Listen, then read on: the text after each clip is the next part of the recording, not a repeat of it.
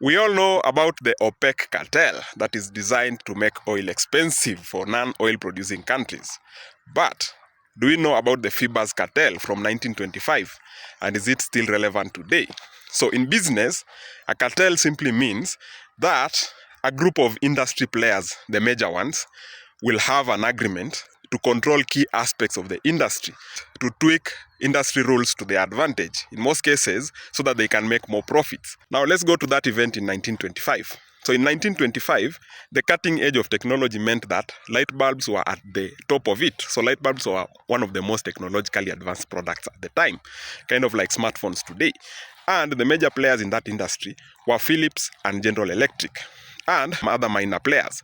So these industry players colluded amongst themselves to intentionally reduce the quality of their light bulbs. So instead of burning for 10,000 hours, they capped the hours to 1,000. And it was not a simple oral agreement. So it had inspectors moving from company to company to ensure that the light bulbs failed the quality test that goes beyond 1,000 hours. So as a result of that, the light bulbs became crappy and they would burn quickly, and the customers would be going back to buy them more frequently. They intentionally sold an inferior product to promote their businesses. So this conglomerate of businesses became known as the Phoebus Cartel for the light bulbs. And the concept that they invented at that time in 1925 is what is today called planned obsolescence. And that is intentionally reducing the quality of products so that the customers will come and come and come instead of just buying once and going away. Now, how is that relevant today? So it is very relevant in the realm of electronic products, especially phones. Phones are designed not to last long. There are several techniques that are implemented to ensure that. So let's go step by step. So the first one is proprietariness.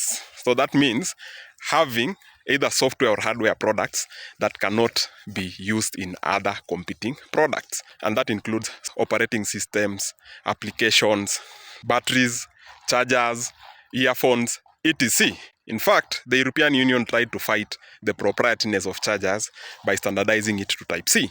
The other way is to let go of previously functioning components in favor of new, supposedly cutting-edge components that are supposed to make you bleed from your pocket. For example, phones used to have an earphone jack, but currently most phones have done away with it at the pretense that they are trying to make the phones waterproof. But if you think about it, do you really need your phone to be that waterproof? You're not a swimmer, you don't swim with your phone. But they now sell wireless earbuds. And these ones will cost a lot and they don't ship them within the box. Another thing is that they stopped shipping important critical components of the phone within the box. And that is like the power brick. Nowadays, you get your phone without the power brick, without the earphones. So another way is to require that your phone get updates and eventually stop supporting software updates. Whereby, if you don't update your phone software, then it will not be able to run latest apps. If you decide to keep updating your device, then after 2 or 3 years, the device manufacturer will tell you that they have stopped supporting updates for your phone. Why? Because your phone is old, so you have to get a new one. Another way is just the overall reduction in build quality of electronic products that we own today. For example, there was a time 20 or 25 years ago that if you had a phone, maybe a Nokia phone, it was so tough that you could drop it from 5 stories above and it would not break. But the phones that we have nowadays, even if you drop it from a table, it will break into pieces. Now, all these are planned obsolescence techniques that are used by modern industries to make sure that they hook you to their products. And it is not just phones. It is now happening with the fridges, with cars, with TVs, with laptops, etc.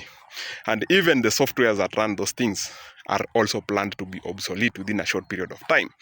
Now you are aware of this trap called planned obsolescence that was invented in 1925 by a conglomerate of companies that manufacture bulbs called the Phoebus Cartel. Thank you.